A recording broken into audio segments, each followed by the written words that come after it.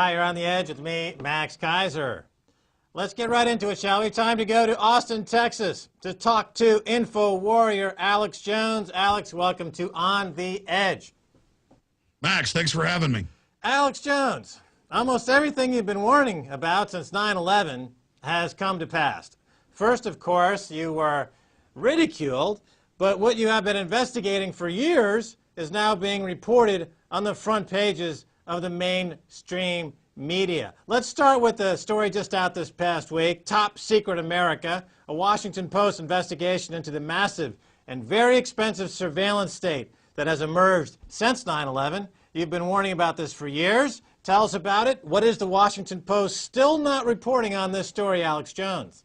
Well, I mean, it's like a month and a half ago, the Washington Post in its Spy Talk section admitted that the Binladen video that we've been shown so many times was a CIA fake, and that it was a CIA actor playing the part of Osama Bin-laden. But going back 8 years ago, I could look at that video and tell that the guy's nose was twice the size. He'd suddenly gained 100 pounds. They separately had linguists in France and in Canada who went over the voice and said that it wasn't Osama bin Laden.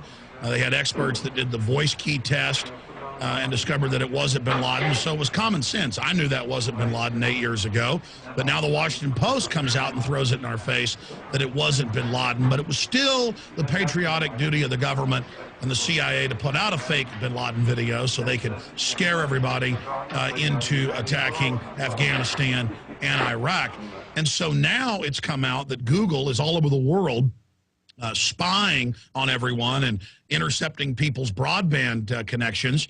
And I knew many years ago that Google had been funded since its inception by CIA and NSA DARPA money, and that Google itself could beat out all its competition because they were given basically NSA keyword search software as the basis of their search system. I've also noticed that Google is allowed to get away with things in courts, not just here, but as far away as Australia, that other companies aren't allowed to do, showing that they have an inside track in the military-industrial complex. And we know the internet was created by DARPA and the CIA in the last 30 years to a great extent. And so this is part of their full spectrum dominance. We know Microsoft has been deeply involved with the military-industrial complex. So all of these companies basically form this infrastructure where select corporate groups are basically absorbing the government, not just merging with the government, but absorbing the government. This is part of global corporate governance. That's what the New World Order is. That's what the UN says it is. That's what the Club of Rome, Council on Foreign Relations, all these major think tanks admit that they're setting up is a private global government that we will pay our carbon taxes to and other global taxes to directly to the private central banks that have engineered the world financial collapse. This is economic warfare.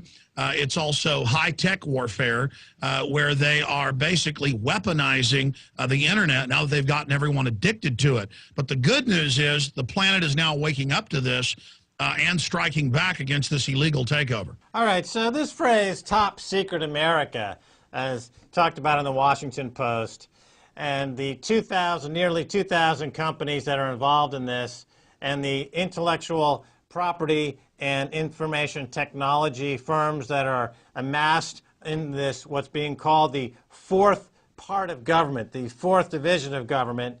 This is now a recognition of some of the phrases that you've been using over the years, such as New World Order, global, and we've talked about also on your show the idea of a new global bank that would supersede all the other central banks and work with the Bank of International Settlements to introduce a world currency, a new world currency, which was bandied about at the last G8 meeting. I believe it was the Russian president who had a new world currency, a new gold-backed world currency.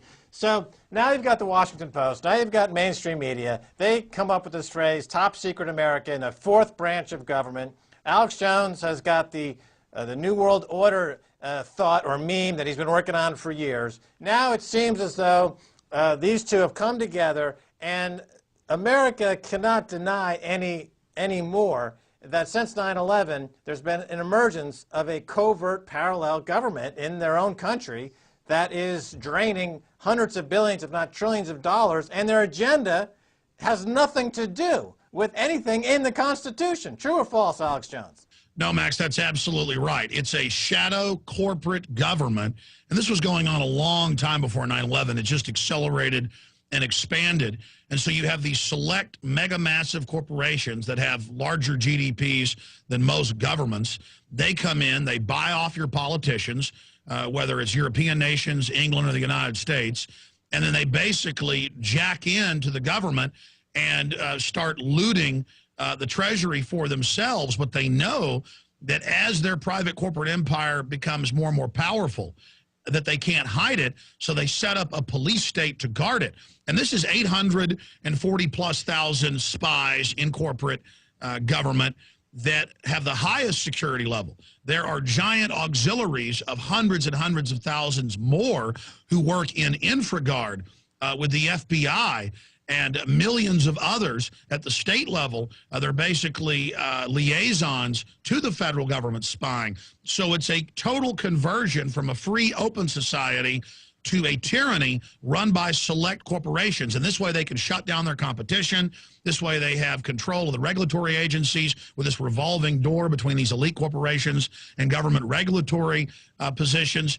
This way they have an incredible unfair trade advantage, and it's just outrageously criminal. Talk a little bit more. Talk a little bit more about InfraGard. This is a phrase I'm not really that familiar with it. Talk a little bit more about this.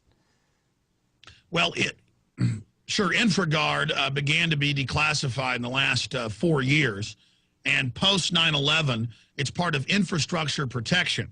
And hundreds of thousands of executives, even in smaller companies, all over the United States, and England has set up a similar system because this is a corporate governance.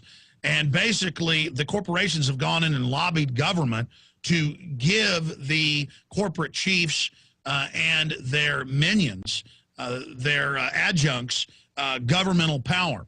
And so it's been reported that of these hundreds of thousands of InfraGard officers who have FBI clearance, that they've been given license to kill orders during martial law and are able to carry out extrajudicial killings inside the United States. So basically, these corporate mobsters have just lobbied government to have government give them literal 007 license to kill powers and to spy on the population as part of infrastructure protection. But infrastructure protection doesn't mean protecting the nation. It means protecting this criminal hijacking of the United States by these private interests. So InfraGard is really a subset, kind of like Russian dolls, within this larger surveillance spy America that is now being admitted. And even the Washington Post admission of 800,000+ high-level spies in the corporate structure is only the tip of the iceberg. The entire economy is being converted over into prisons, surveillance, police, and media control. We also see a big move by the FCC, by the Federal Trade Commission, and by at least 6 of Obama's czars. And this, of course, started under Bush, but has accelerated under Obama. So we see this congruent passing of the baton here. Literally no difference, just differences in the rhetoric. To where now they want to tax alternative blogs and alternative media that is supplanting this corporate Borg, this propaganda media. They want to use taxpayer money and taxes on the alternative media to fund, quote, a government megaphone to bolster old line broadcast TV, cable, and newsprint.